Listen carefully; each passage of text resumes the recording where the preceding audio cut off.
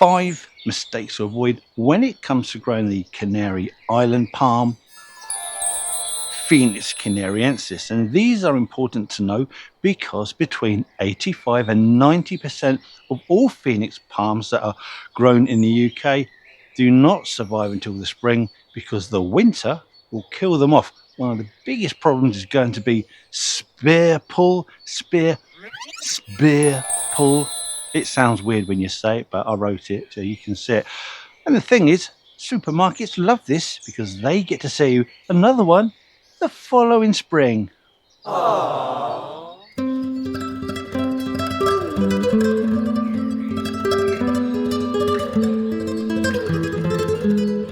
But don't you worry, because I'm going to take you through the basics.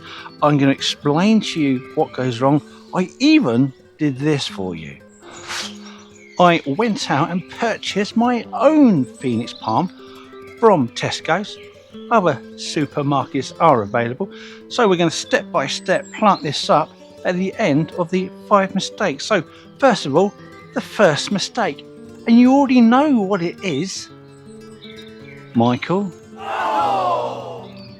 Now, we all know you like to go on your fancy Mediterranean holidays. That means we all know you've seen the size of a Canary Island palm. They can get up to about 30 meters tall with a width of about 10 to 15 meters. So don't be thinking you can plant this plant somewhere in your borders and think it's going to be okay. You are going to have to give it some decent amount of room.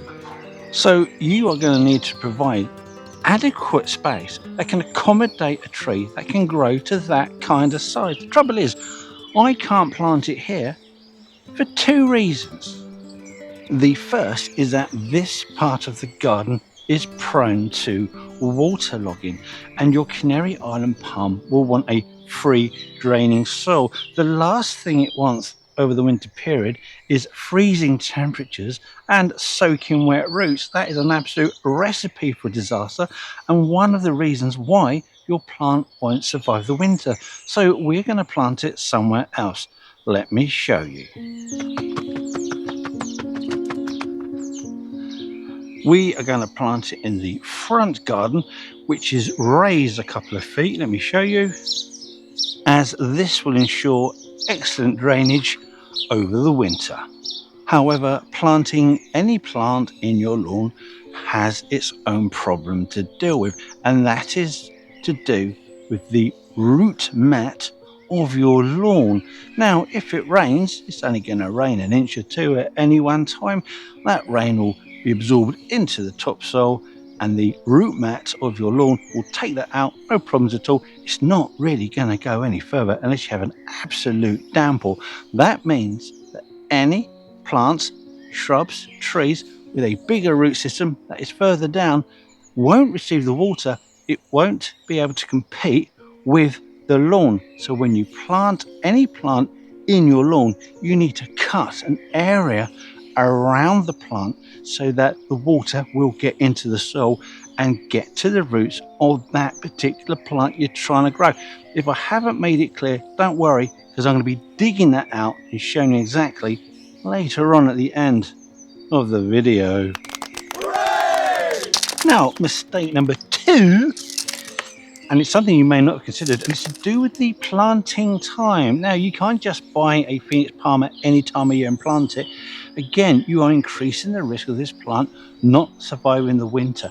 The best time of year to plant these is really as early in the spring as you possibly can, immediately after the threats of late frosts have passed. You don't want to get any frost in this at the beginning of the year, because these plants were probably grown somewhere in the Mediterranean, probably Italy, sent over to here for immediate sale. Typically, they will become available after that time period. So you want to get them in early. You want the root system to establish. You want that trunk to thicken up. If you plant it in the summer, your Phoenix palm will probably just go a bit dormant, won't grow too much. And if you plant it in the autumn, which, let's be honest with you, a lot of people say that autumn is the best time to plant your plants because it's nature's time to plant plants. Yeah, it's not going to work with your Canary Island palm. I tell you that for nothing. So the best time to plant it is going to be in the spring. Probably wouldn't bother in the summer. Certainly wouldn't wait until the autumn. You've missed the boat. The chances of that thing surviving the winter, next to nothing. So timing, paramount. Spring, do it. Just do it.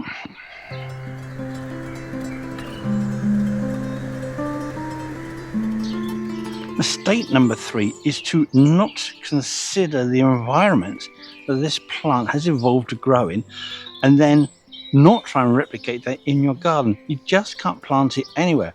You're going to need a very free draining soil, but suitably moist throughout the year. But perhaps more important, you are going to need to give it a position where it receives full sun for as much of the day as you possibly can. You are going to need to provide an absolute minimum of 6 hours of direct sunshine, our kid, every single day. Right, mistake number 4 is probably going to be your biggest issue. We'll deal with that now. But mistake number 5, which we're going to talk about, is going to be a big problem once your plant has matured a bit. And again, both these things can easily kill off your palms. So number 4 is to do winter protection. Now, you check out the Royal Horticultural Society's list of hardiness, and you'll probably see that this plant will take temperatures down to approximately -5 degrees Celsius, which means that this will grow quite happily on the southern coastal regions of the UK, which it does because there's plenty of big specimens around here, and then further south into the Canary Islands, not the Canary Islands, the Scilly Islands. I'm the one being silly, where they actually have a couple of specimens over 100 years old. They're almost at approximately 100 feet tall. So these genuinely will grow in the UK, but once they're established, they will take even lower temperatures, but you've got to get it there first. So these first few years of winters are going to be absolutely crucial. So you have to winter protect them. You've got to protect the crown, because if the crown gets cold damage and frosted, you'll get spear pull, which is what I mentioned earlier, where the whole leaf frondy thing will just pull out and it looks like it's dead. It probably isn't dead.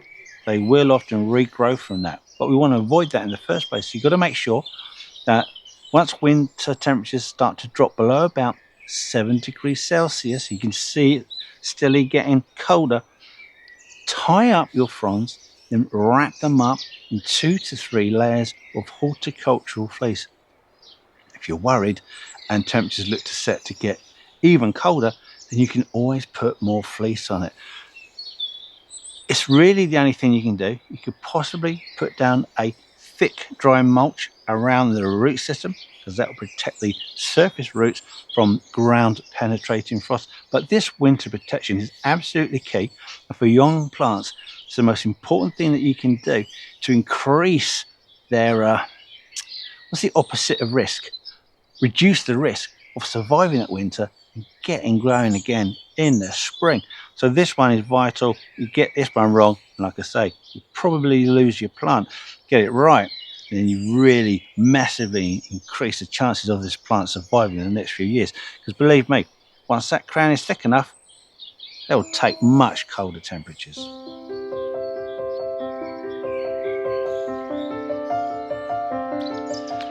Mistake number 5. It's kind of 2 things, and it's all about the dreaded palm weevil, a horrible beetle that burrows into the crown of your palm, eats it out, and invariably kills it off completely. Sometimes they recover, but they look misshapen. Most times it's gonna die.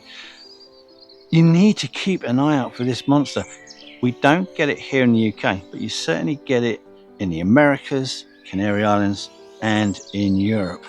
One of the things that attracts the beetle to your plant is fresh cuts. So if you're doing any sort of maintenance, removing the palm fronds, just cut the dead ones. Try and avoid cutting into living ones, because the plant will release a scent. The beetle is attracted to your palm, and there you go. eggs are laid, the grubs are produced, and they start eating the crown out of your palm. You can spray for these and kill them off quite easily, but the problem is, at what point you're going to notice you've got a problem, because it'll be looking absolutely fine, then it will start to collapse, go off colour, and then it's already dead. So be really careful. In fact, do your research on these beetles so you know what to look out for, what the beetle looks like, when they're most active, what you should be spraying. Have the spray there. Just be very careful. It is an absolutely devastating thing, easily kill off mature plants. And there you go.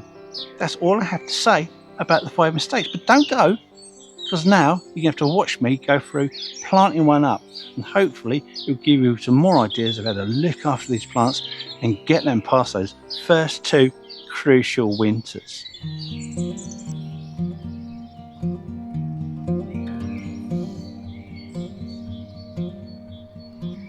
So to begin with, I need 4 things. I need a small mallet, I need some string, I also need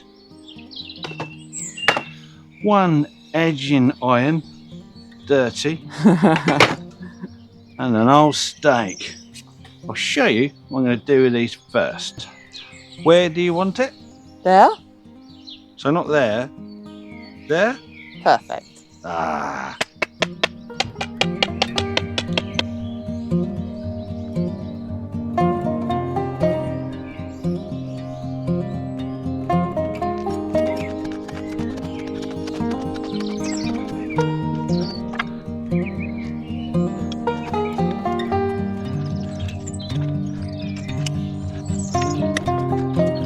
And now I'm going to add a certain amount of nutritious, rich farmyard compost.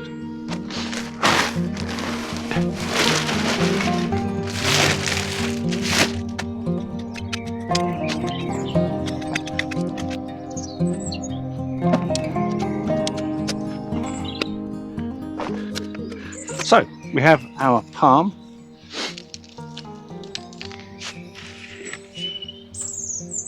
Quick inspection of the roots. It's not fully massed in the root ball, so it could fall apart if you're not careful with it. Try to disturb these root balls as little as you can, because it will move the plant into shock. It just won't do anything for the summer period. And what we're going to try and do is have the level of the soil here as it was in the pot, roughly where you think the level's going to be in the ground. Because I've dug it all over, once you've had some rain on it and it's settled, it will drop a bit. So you need to be aware of that. So we're going to put this in. I would say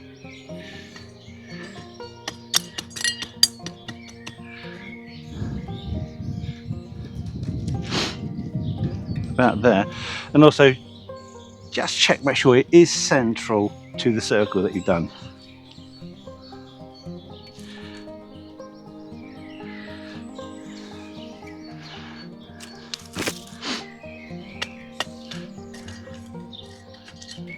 And the last thing to do, water it in.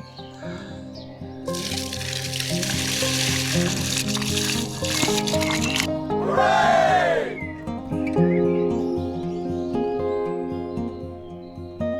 There you go. Those are my top 5 mistakes that you need to think about when you're planting and growing the Canary Island palm, particularly here in the UK, but it makes sense in other places. And also, how to plant them in your garden, or at least how I plant them in my garden. You might do it a different way. If you've got anything you'd like to add, any great advice, any good tips regarding this plant, then put that in the comments. Thank you for watching. Before I go, just take a little peeky at that. Click it if you like.